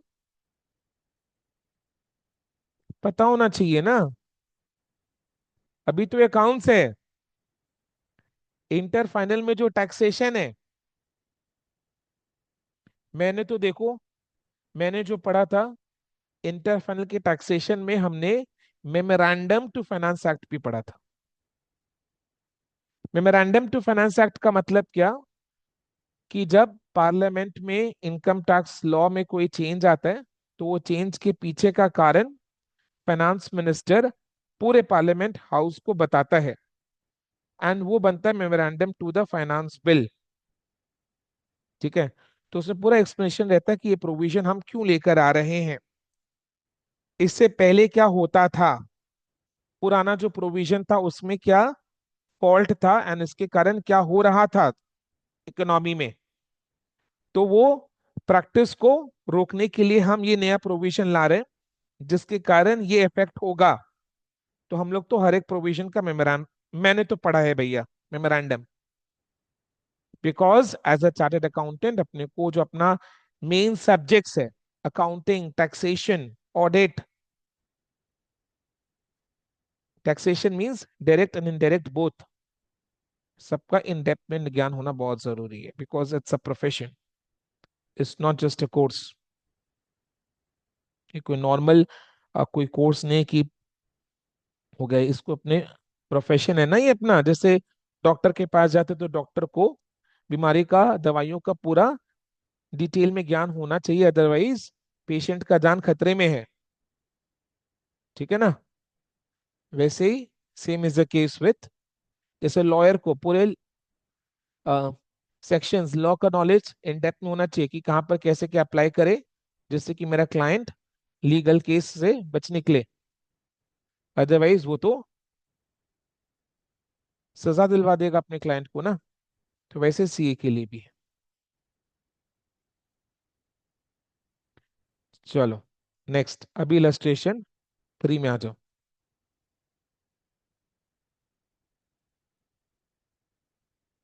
okay, illustration 3, A and B are partners in a firm sharing profits and losses in the ratio 3:2. The balance sheet of A and B as on 1st Jan 2022 was as follows. ये अपने को balance sheet दिया हुआ है। ए और B दो partners थे, ratio 3:2 था, OPSR. C was admitted to the firm, नया partner, on the above date on the following terms. C is admitted for 1/6 share in the future profits. यानी C का share is 1/6. And to introduce a capital of rupees 25,000, bank account debit to C's capital 25,000. C का share of profit is 1/6. The new profit sharing ratio of A, B, and C will be 3:2:1 respectively. So C का share is 1/6 and new PSR between A, B, and C is 3:2. एक चीज आपने देखा कि एनपीएसआर में, ध्यान से सुनना, जो चीज बोल रहा हूं सब इंपॉर्टेंट है, बाय डिफॉल्ट हर एक चीज इंपॉर्टेंट है क्योंकि सिर्फ इंपॉर्टेंट चीज ही बोलते हैं क्लास में। एनपीएसआर में सिर्फ ए और बी के आपस के रेशियो को देखो। एनपीएसआर क्या, 3:2:1। तो इसी एनपीएसआर में ए और बी जो ओल्ड पार्टनर्स थे, इनके बीच का रेशियो को देखो। एनपीएसआर में भी ए और बी के बीच का रेशियो 3:2 है। ओपीएसआर क्या था इनका, 3:2।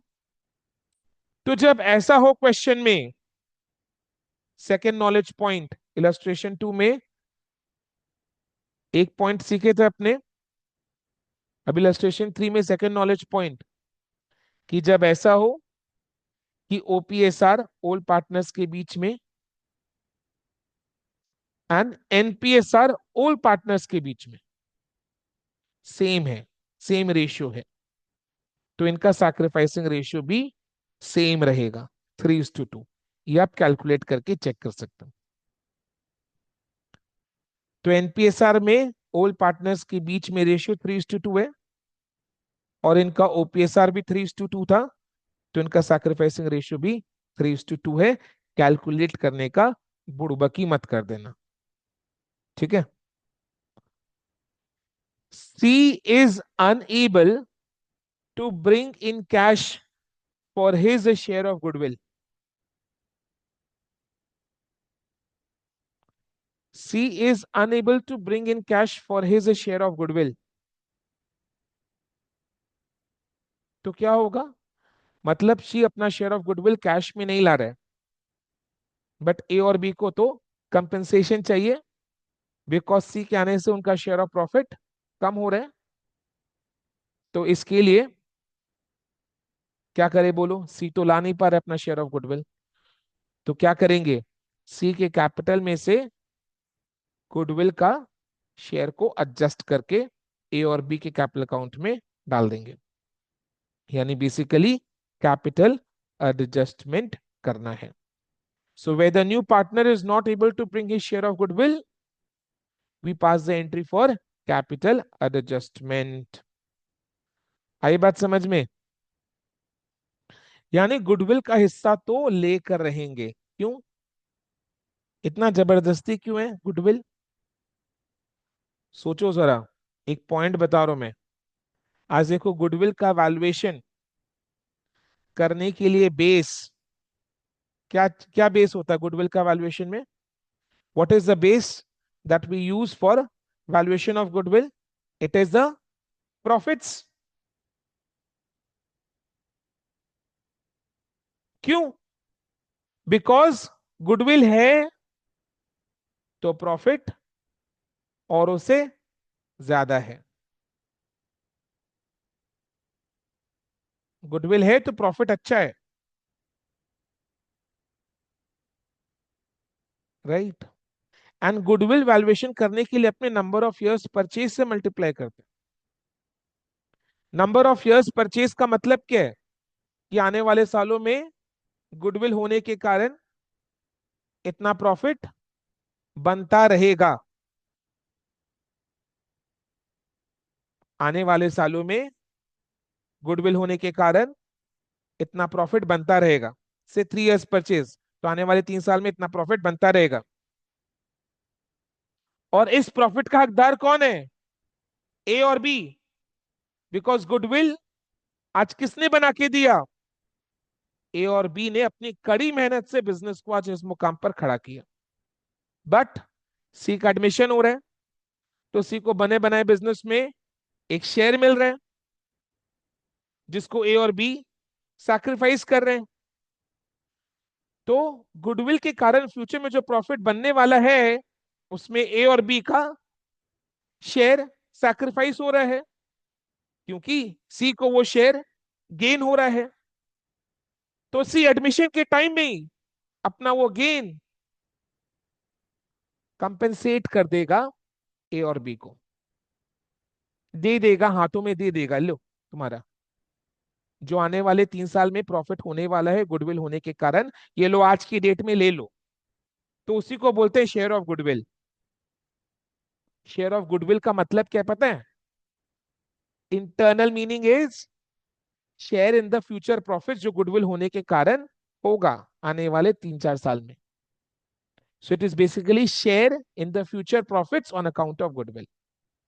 बिकॉज गुडविल तो वैल्यूएशन वैसे ही कर रहे हैं ना अपने। समझ में? तो सी बोलता है कि नहीं, आज की डेट में ले ले भाई, बाद में बददुआ देगा, झगड़ा होगा, सुनाएगा मेरे को, है ना? So it is basically he is the share, तभी तो ही इज द शेयर।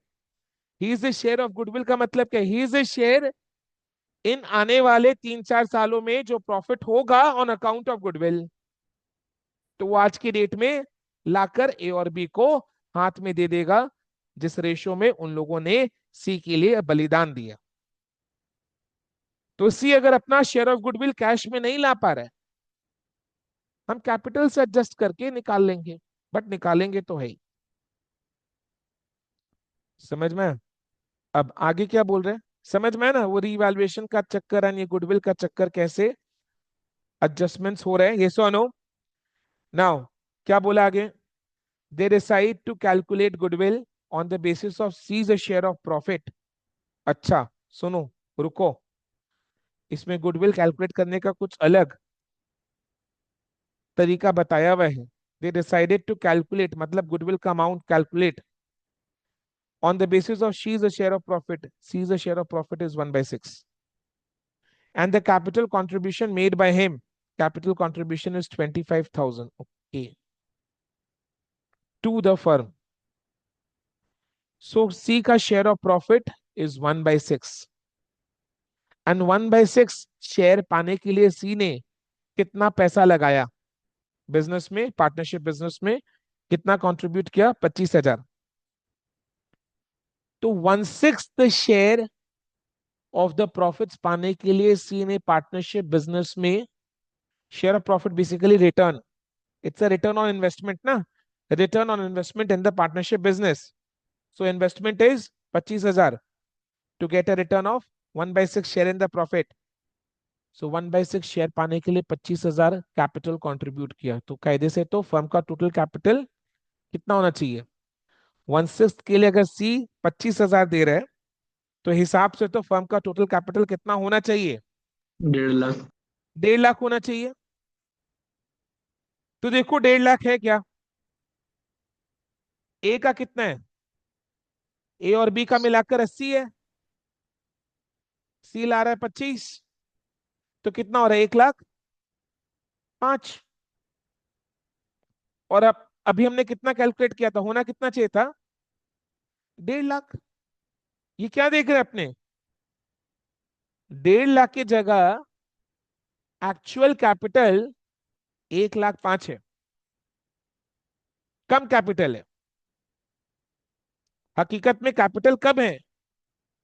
याद करो ट्रीटमेंट ऑफ गुडविल के चैप्टर में हमने क्या सीखा था कि गुडविल होने के कारण कम कैपिटल लगाकर भी बिजनेस अच्छा करते हैं.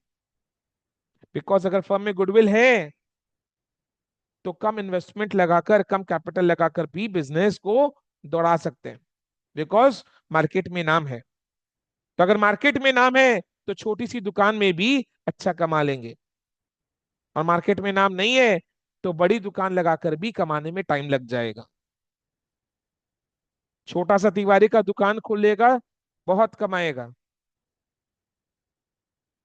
किसी और नाम से खोलेगा, उसके नाम से, तो कमाने में टाइम लगेगा. समझ में आया कानूरिया? ओके. तो गुडविल होने के कारण कम कैपिटल लगाकर भी कमा सकते हैं. तो ये जो कम कैपिटल होने का कारण है, ये गुडविल का प्रेजेंस बताता है. ये जो कम कैपिटल है, it speaks the presence of goodwill of the firm in the market. Of how much amount? 45,000. So goodwill का वैल्यूएशन इज 45,000. ठीक है. 1,50,000 माइनस 1,05,000, 45,000. सो गुडविल का valuation is 45,000. This is called hidden goodwill. इसको बोलते हैं हिडन गुडविल बिकॉज ये capital में कहीं ना कहीं से छिपा हुआ है, तो उसको वहां से निकालते हैं हिडन गुडविल. ठीक है. तो कैसे निकाले? C is a share of profit 1/6 for which he contributes rupees 25,000 as capital. So on the basis of C is a share of profit and his capital contribution, the total capital of the firm should be, equal to 25,000 into 6/1 is equal to rupees 1,50,000. Whereas the actual capital is equal to 80,000 plus 25,000, 1,05,000. The capital is less by 45,000, which is due to the presence of goodwill.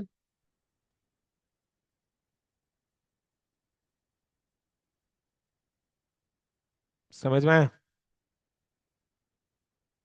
सो ये firm का goodwill है. Firm का capital, firm का total capital से निकाला है, तो ये फर्म का गुडविल है. फर्म का टोटल कैपिटल होना चाहिए था 1.5 लाख, बट फर्म का टोटल कैपिटल है 1,05,000. तो फर्म का गुडविल इज 45. तो 45,000 is value of the goodwill of the firm. इसमें सी का शेयर 45,000 इंटू 1/6 करो, कितना रहा? 7,500. ये 7,500 C is a share of goodwill है. यस. तो गुडविल, तो सी तो अपना share of goodwill in cash में लेकर नहीं आ रहा है, तो कैपिटल एडजस्टमेंट कर देंगे. C is capital account debit 7,500 to A is capital to B is capital. sacrificing ratio which is 3:2. Clear है? Furniture is to be written down by rupees 870. Entry क्या पास होगा बोलो? Revaluation account debit to furniture. Inventory is to be depreciated by 5%. Revaluation to inventory 5%. ये रहा inventories 21,400 का 5% calculate करेंगे. A provision is required. Provision कितना का रिक्वायर्ड है भाई? A provision is required for trade receivables at the rate of 5% for bad debts. Trade receivables है कितना? ट्रेड रिसीवेबल्स है कितना? 35,000. 35,000 का 5% करो, कितना आ रहा है? 1750 प्रोविजन में चाहिए, जबकि बैलेंस शीट में प्रोविजन कितना का दिखाई दे रहा है? सिर्फ 200. और चाहिए कितना? 1750 का प्रोविजन. यानी प्रोविजन बनाना पड़ेगा. और कितना का प्रोविजन चाहिए मेरे को? कितना का बनाए? ऑलरेडी 200 है प्रोविजन. 1550. 1550 का प्रोविजन एक्स्ट्रा में बनाना होगा, बिकॉज है ना, 1750 is new provision, 200 is old provision, new minus old, 1550 का प्रोविजन अपने बनाएंगे रीवैल्यूएशन अकाउंट के डेबिट साइड में to provision for doubtful debts. Clear है? एंड बैलेंस शीट में ट्रेड रिसीवेबल से फिर माइनस कितना करोगे? ट्रेड रिसीवेबल्स 35,000 करके लेस प्रोविजन कितना? 1750. ये चीज अपने फाइनल अकाउंट्स के चैप्टर में बहुत प्रैक्टिस किए. A provision would also be made for outstanding wages. Unrecorded liability है, revaluation account debit to outstanding wages, balance sheet की liability साइड में चला जाएगा ये. The value of building having appreciated be brought up to building का value appreciate हुआ है. Be brought up to यानी बिल्डिंग का वैल्यू को 29,200 में लेकर आना है. बिल्डिंग का वैल्यू है कितना? 26,000. और इसको रीवैल्यूएशन करके अप्रिशिएट करना है. कितना तक लेकर आना है? 29,200. यानी upward revaluation 3,200. Building account debit to revaluation account, credit side में रीवैल्यूएशन अकाउंट प्रेजेंट में बाय बिल्डिंग 3,200. और नए वाले बैलेंस शीट में बिल्डिंग 29,200 का आएगा. इन्वेस्टमेंट्स को इंक्रीज करना है 450 से, investments account debit to revaluation account 450. Clear? Next 5 में it is found that the trade payables included a sum of rupees 1,400 which is not to be paid off. ये क्या देख रहे हैं अपने? Trade payables included a sum of rupees 1,400 which is not to be paid off. यानी 1,400 नहीं देना है. तो मन में लड्डू फूटा, यानी 1,400 का मेरा लाइबिलिटीज कम हो गया. तो trade payables account debit to revaluation, ये तो मेरा फायदा हुआ. 1,400 का पेमेंट नहीं करना है. क्लियर है? सो इस केस में देखो रीवैल्यूएशन अकाउंट बनाया, बट रीवैल्यूएशन अकाउंट का डेबिट साइड का टोटल, क्रेडिट साइड का टोटल दोनों सेम हो गया. तो देयर इज नो प्रॉफिट और loss on revaluation. Okay, clear है? सिंपली फिर कैपिटल अकाउंट बनाना है, ओपनिंग बैलेंस, सी जो कैपिटल लेकर आया, एंड गुडविल का जो कैपिटल एडजस्टमेंट अपने को करना है, देन बैलेंस को ड्रॉ कर देंगे. इस क्वेश्चन में बैलेंस शीट नहीं बनाना है. देखो इन लोग बेवकूफों लोग की तरह सैक्रिफाइसिंग रेशियो कैलकुलेट किया, बट गुड्डू क्या हम बेवकूफ हैं? No sir. कि मन में बोला हाँ है? अभी साइलेंस हो गया. हे राम, नहीं है ना, अपने तो स्मार्ट है, अपने को तो यस ट्रिक सर. पता चल गया, हैक पता चल गया. अभी इलस्ट्रेशन 4, सो इलस्ट्रेशन 1 2 3 हो गया. अभी इलस्ट्रेशन 4 में आ जाओ.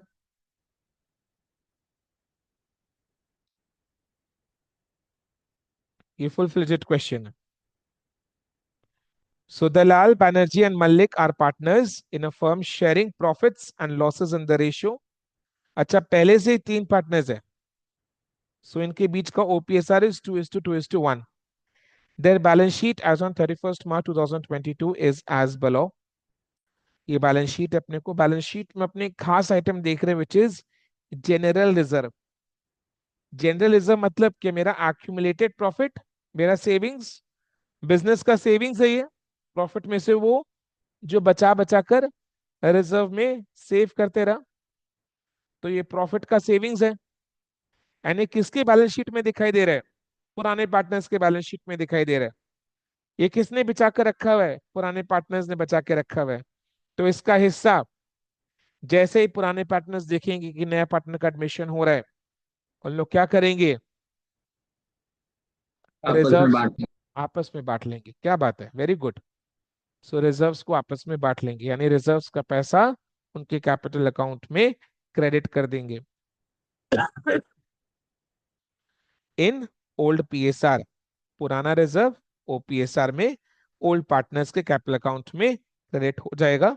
Entry will be general reserve account debit to Dalal Banerjee Malik in their OPSR which is 2:2:1.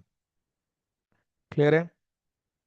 ये हमेशा करना, even if the question is silent. पुराना रिजर्व देखते ही ऑब्वियसली आप खुद भी पार्टनर होते पुराने पार्टनर, तो आप नए पार्टनर के एडमिशन से पहले इसका पैसा को ओल्ड पार्टनर्स के बीच में बांट लेते, तो वो अपने को बाय डिफॉल्ट बिना कहे करना है. ओके, चलो आगे पढ़ते हैं. The partners have agreed to take mister Mistry as a partner with effect from 1st April 2022 on the following terms. क्या है terms? Mistry shall bring rupees 5,000 towards its capital. Okay. So bank account debit to Mistry's capital. The value of inventory should be increased by 2,500. Inventory account debit to revaluation account. Furniture should be depreciated by 10%. Revaluation account debit to furniture account. And balance sheet में भी amount change हो जाएगा. Inventory का amount को 2,500 से increase कर देंगे and furniture के अमाउंट को 10% से डिक्रीज कर देंगे. Reserve for bad and doubtful debt should be provided eight 10% of the trade receivables. Trade receivables 5,500 है, पहले से कोई प्रोविजन है नहीं. 5,500 का 10% 550 का प्रोविजन बनाना है, पहले से कोई प्रोविजन है नहीं, तो एक फ्रेश प्रोविजन क्रिएट करना है. revaluation account debit to provision for bad and doubtful debts, and then balance sheet में asset के साइड trade receivable से लेस करके दिखाएंगे. लैंड एंड बिल्डिंग का वैल्यू एनहांस हुआ है, यानी इंक्रीज हुआ है 20% से. Land and building account debit to revaluation account, and then land and building का अमाउंट को भी 20% से इंक्रीज करके दिखाएंगे. The value of the goodwill be fixed at ₹15,000. Firm का गुडविल है कितने का? जब तक नहीं बोलता कि नया पार्टनर का शेयर इन द गुडविल ये है, तो गुडविल का जो अमाउंट दिया हुआ रहेगा वो क्वेश्चन का, वो फर्म का टोटल गुडविल है. जब तक क्वेश्चन में ये मेंशन नहीं कि this is new partners a share of goodwill, share of goodwill ये नहीं दिया हुआ है, बताया मतलब ये मेंशन नहीं है, देन इन दैट केस जो गुडविल है वो पूरे फर्म का टोटल गुडविल है. मिस्त्री नया पार्टनर है, मिस्त्री का शेयर इज 2/5, ये रहा 2/5. सो 15,000 का 2/15, सॉरी 2/15 करो, कितना आ रहा है? 2,000. ठीक है. सो मिस्त्री इज न्यू पार्टनर जिसका share in the profit is 2/15. Goodwill of the firm is 15,000. तो 15,000 में मिस्त्री is share of goodwill is 15,000 into 2/5, 2,000. Question में मेंशन नहीं है कि वो अपना शेयर ऑफ गुडविल का रुपया लेकर आया है, तो जब मेंशन नहीं कि रुपया लेकर आया है, रुपया लेकर आए ये बोला हुआ नहीं है, कहीं पर भी मेंशन नहीं है, तो हम लोग कैपिटल एडजस्टमेंट कर देंगे. ये समझने वाली बात है. कैपिटल एडजस्टमेंट में आ रहे हैं. General reserve will be transfer to partners capital account. ये अपने को ओल्ड पार्टनर्स कैपिटल अकाउंट में ट्रांसफर करना है इन OPSR. अभी आ जाओ नेक्स्ट में. New profit sharing ratio will be Dalal का 5/15, बैनर्जी का 5/15, मलिक का 3/15, मिस्त्री का 2/15। ओके, एन एनपीएसआर दिया हुआ है 2:1, यानी 2/5, 2/5, 1/5। तो गुडविल का ट्रीटमेंट करने के लिए सैक्रिफाइस निकालना है। सैक्रिफाइस कैसे निकालते हैं? Old share minus new share. Dalal का ओल्ड शेयर 2/5, न्यू शेयर 5/15। 2/5 को अपने कैसे लिख सकते हैं बोलो? डिनोमिनेटर सेम रखने के लिए 6/5। 6 तो सैक्रिफाइस इज 1/15। ओके, बैनर्जी का ओल्ड शेयर बोलो 2/5, न्यू शेयर इज सेम 5/15। तो सैक्रिफाइस कितना है बोलो? सही चल रहे हैं ना अपने? यस। 1/15। ओके,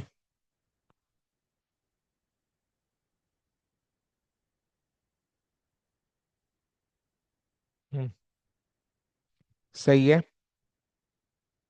और मलिक का बताओ। Old share is 1/5, new share is 3/15। 1/5 को अपने 3/15 है ना? यस। यानी मलिक का no gain no sacrifice, no sacrifice no gain. और मिस्त्री तो नया पार्टनर है, उसका तो बाय डिफॉल्ट गेन ही है। सो दलाल ने 1/15 सैक्रिफाइस किया, बैनर्जी जी ने 1/15 सैक्रिफाइस किया। तो टोटल सैक्रिफाइस 2/15, वही मिस्त्री को 2/15 शेयर ऑफ प्रॉफिट मिला है। तो दलाल का सैक्रिफाइस 1/15, बैनर्जी का सैक्रिफाइस 1/15, इन दोनों के बीच का sacrifice is ratio is sacrificing ratio is 1:1। तो गुडविल का कैपिटल एडजस्टमेंट के लिए entry will be Mistry's capital account debit 2000 to Dalal's capital 1000 to Banerjee's capital 1000। Clear है? Okay, next. The outstanding liabilities include outstanding liabilities. Okay, ये रहा। Outstanding liabilities include 1000 due to mister Sen. ये कोई third party है, ये पार्टनर्स में से कोई नहीं है, बट दलाल बनर्जी मल्लिक एंड मिस्त्री, ये चार पार्टनर्स है। तो मिस्टर सेन कोई थर्ड पार्टी है जिसको फर्म इज लाइबल टू पे 1000 rupees. So outstanding liabilities include 1000 due to Mr. Sen, which has been paid by Mr. Dalal. Dalal कौन है? पार्टनर। फर्म का लाइबिलिटी पार्टनर अपने पॉकेट में से पे कर रहा है। Necessary entries were not made in the books, तो सिंपली इसका एंट्री पास करना है। सो पार्टनर बेसिकली फर्म का लाइबिलिटी पेमेंट कर रहा है अपने पॉकेट में से। The outstanding liabilities due to mister Sen which has been paid by mister Dalal. So Dalal अपने पॉकेट, पर्सनल पॉकेट में से 1000 रुपए मिस्टर सेन को देकर चुकाया है। और मिस्टर सेन फर्म का लाइबिलिटी था, तो फर्म का लाइबिलिटी तो फर्म का लाइबिलिटी तो कम हो गया ना? यस और नो? Yes sir. लाइबिलिटी का तो पेमेंट हो चुका है, दलाल ने खरीद दिया, तो लाइबिलिटी तो कम हो ही गया।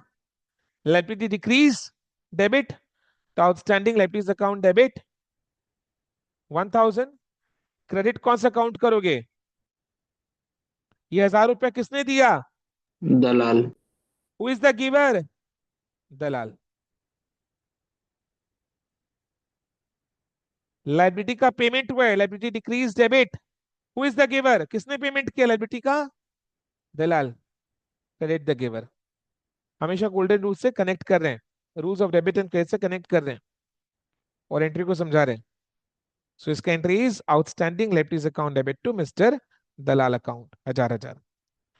सो इसका इफेक्ट रीवैल्यूएशन अकाउंट में नहीं आएगा। दिस इज नॉट रीवैल्यूएशन, इधर में कोई लाइबिलिटीज का रीवैल्यूएशन नहीं हो रहा है, इधर में लाइबिलिटीज का पेमेंट हो रहा है। पेमेंट कौन कर रहा है? पार्टनर कर रहा है। सो इसका इफेक्ट सिर्फ पार्टनर्स कैपिटल अकाउंट में आएगा।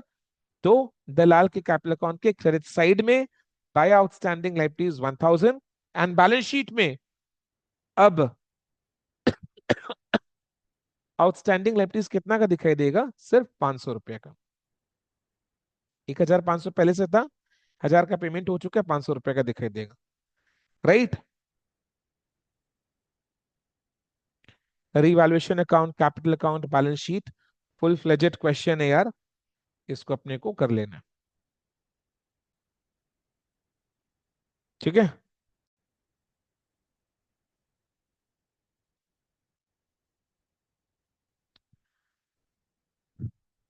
Okay,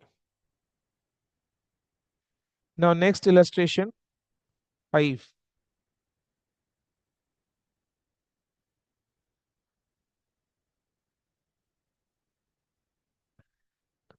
5 is not basically ledger, मतलब रिवैल्यूएशन अकाउंट है, एंट्रीज वगैरह पास करने का कुछ नहीं है इसमें। इसमें बेसिकली अपने को न्यू प्रॉफिट शेयरिंग रेशियो को कैलकुलेट करना है under 3 different cases. So we just need to calculate NPSR under 3 different cases. तो करते हैं इंटरेस्टिंग, ये बाकी क्वेश्चंस को सॉल्व करने के लिए नॉलेज का काम करेगा। तो A and B are in partnership, sharing profits and losses in the ratio 3:2। तो ए और बी ओल्ड पार्टनर्स हैं, इनके बीच ओपीएसआर क्या है? 3:2। They take C as a partner. Okay, नया पार्टनर सी है। Calculate NPSR. C purchases 1/10 share from A, यानी C को शेयर कितना मिला? 1/10। किससे? ए से। तो ये पूरा 1/10 किसने सैक्रिफाइस किया? ए ने सैक्रिफाइस किया। तो ए का शेयर एडमिशन से पहले कितना था? 3/5। उसमें से ए ने 1/10 सैक्रिफाइस कर दिया, तो एडमिशन के बाद ए का शेयर कितना हो गया? बोलो। Five by 5/10। टेन बी का शेयर सेम रहा उतना ही। 2/5 यानी 4/10। सो हो गया ना? ए बी सी का रेशियो बताओ, 5:4:1। Then A and B agree to sacrifice 1/10 share to C in the ratio 2:3। यानी C को शेयर मिला 1/10, और ये 1/10 C को किससे मिला? A एंड B दोनों से मिला। A एंड B दोनों ने ये 1/10 कैसे दिया? 2:3 के रेशियो में। यानी A ने कितना दिया होगा? 1/10 का 2/5, कितना हुआ? 2/50। एंड B ने कितना दिया होगा? 1/10 का 3/5, कितना रहे? 3/50। तो ये जो 2/50, 3/50, ये क्या है? इनका सैक्रिफाइस है। सी को 1/10 मिला, किससे? ए एंड बी से। ए एंड बी ने ये 1/10 कैसे दिया? 2:3 के रेशियो में। यानी इनका सैक्रिफाइसिंग रेशियो 2:3 है। तो अब अपने को सैक्रिफाइसिंग रेशियो से सैक्रिफाइस कैलकुलेट करना। सो इनका टोटल सैक्रिफाइस 1/10 है। 1/10 का 2/5 ए ने सैक्रिफाइस किया, तो ए का सैक्रिफाइस 2/50। 1/10 का 3/5 बी ने सैक्रिफाइस किया, तो बी का सैक्रिफाइस 3/50। तो रेशियो देखो ना, 2/3, 2:3। तो ये ए और बी का सैक्रिफाइस है। हम लोग को क्या निकालना है क्वेश्चन में? New PSR. तो ए का ओल्ड शेयर कितना था? 3/5। ए ने कितना सैक्रिफाइस किया? 2/50। Old share minus sacrifice is new share. हम लोग को पता है ना, old share minus new share is equal to sacrifice.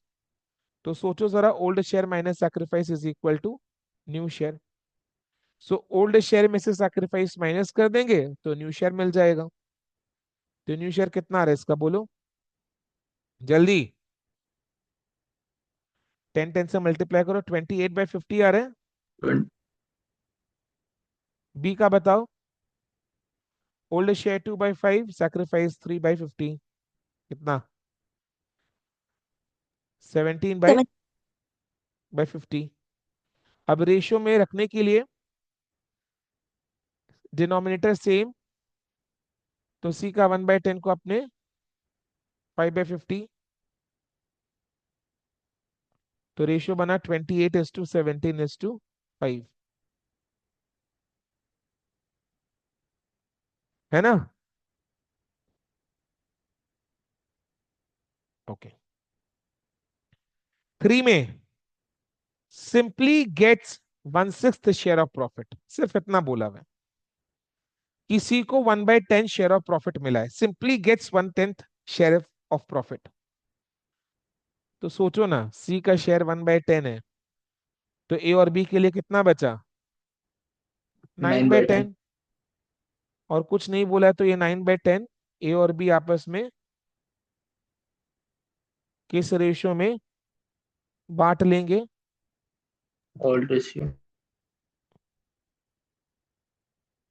3:2 के रेशियो में। तो 9/10 का 3/5, ए को कितना आ रहा है? 27/50। यानी रेशियो क्या हो गया? 27:18:5। क्लियर है?